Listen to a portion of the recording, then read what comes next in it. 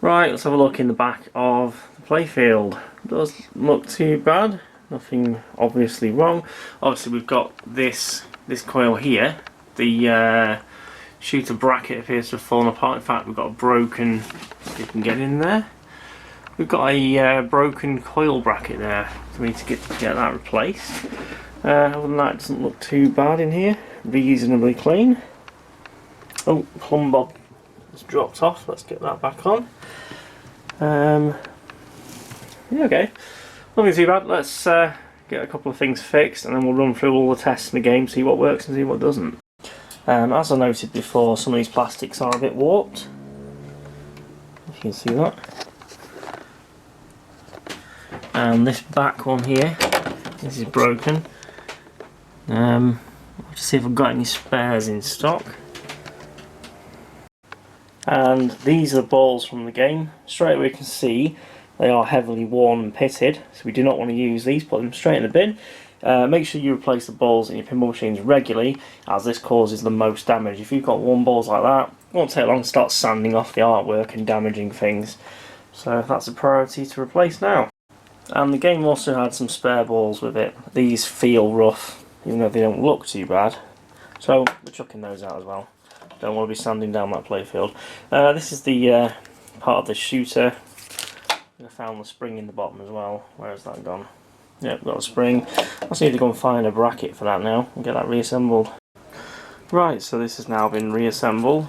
This is what I've broken here. Come on, focus. This bracket here had snapped, so we've replaced that and reassembled it. So this is the plastic out the back. We can see it's already been glued before and it's fallen back apart again. So, don't know when this was done, I guess a long time ago. We'll try and stick it back together as I don't have any of these. Not sure if these are available or not, I'll have to check it out. And here's a set of new balls to chuck in the machine once we're done. Right, we're going to run through the test mode. DMD. DMD's looking fine, all lines seem to be working. Let's test the motor.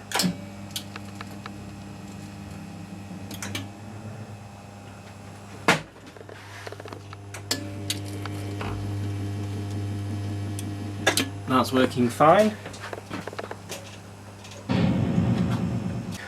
Laser kick test, let's try that out. Yep, that's working. And switch test.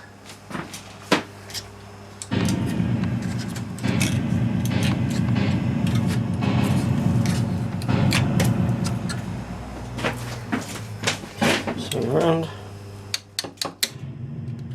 Oh, stuck.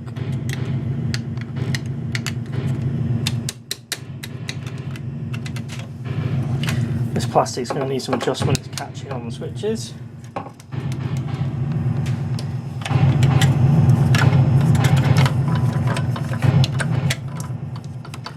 Really those switches.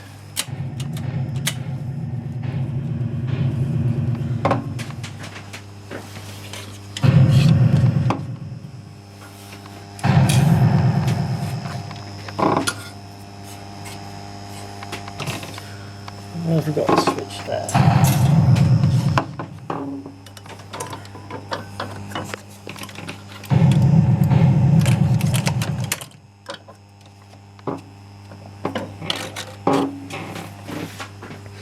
I'll test these kick out holes in a minute separately.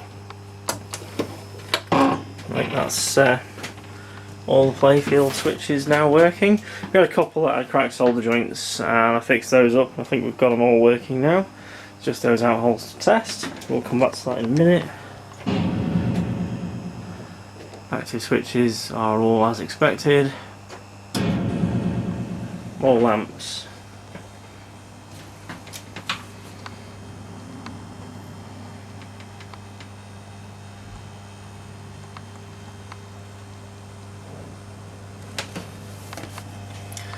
One there.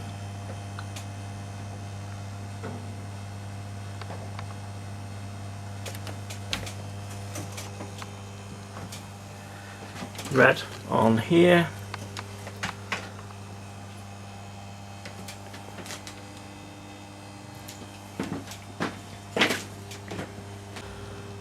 Okay, all the bulbs are now working apart from the force hole here, so I'm going to have to look at why this one's not doing anything. I put a new bulb in, it's not working, so we'll check it out further.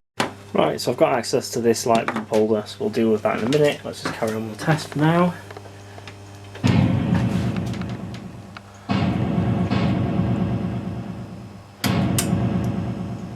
We're just going to check out the flashes now.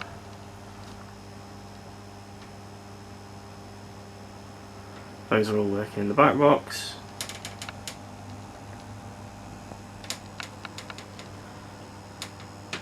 They appear to all be working in the playfield as well. So, next test.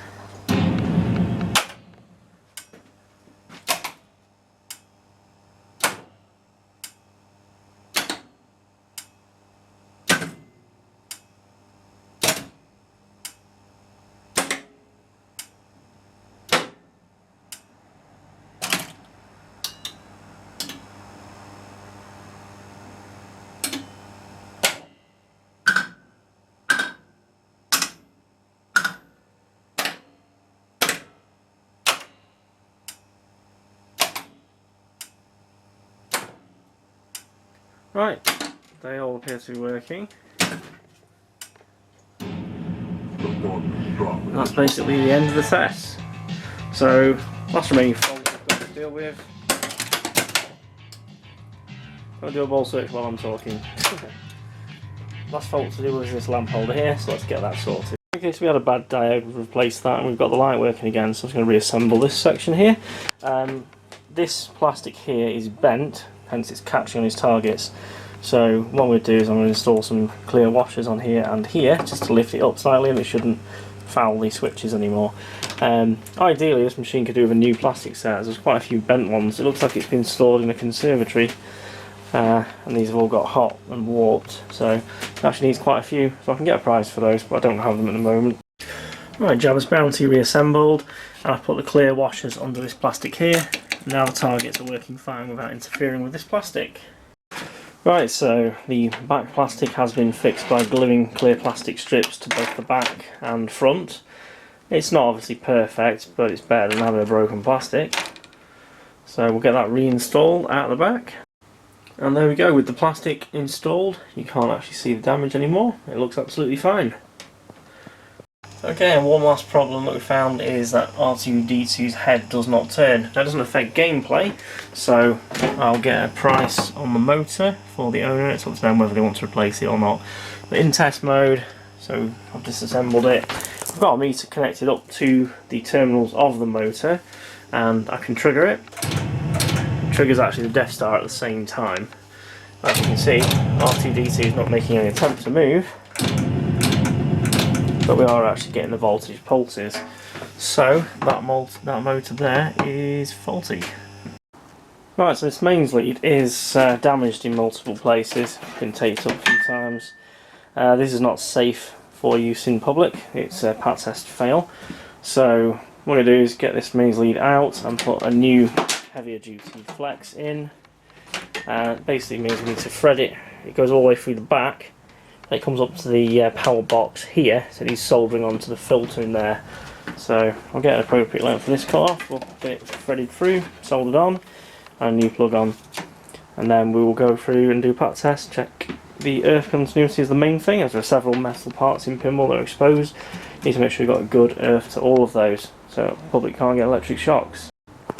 Right, so that's the switch box has been removed. New cable's been threaded in. The old cable here. First just need to desolder it from the filter and the fuse holder.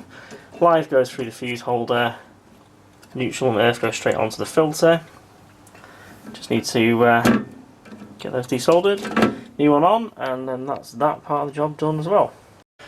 And there we go, new mains lead has been soldered on now.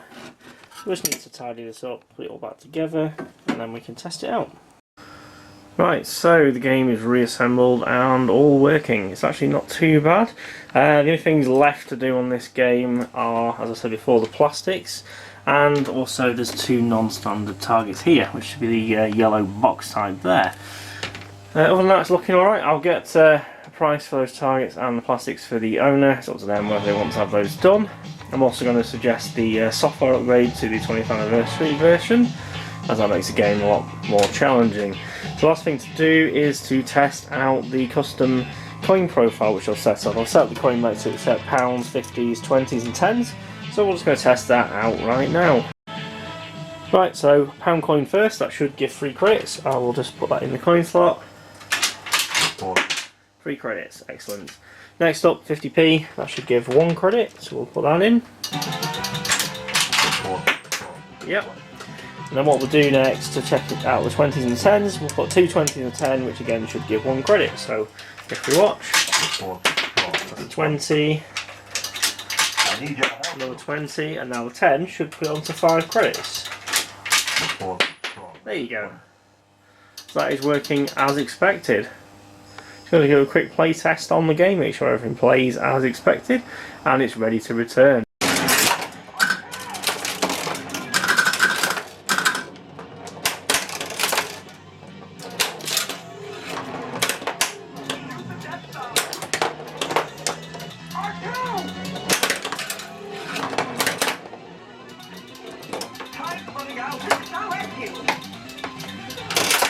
As you can see, the gameplay is working fine.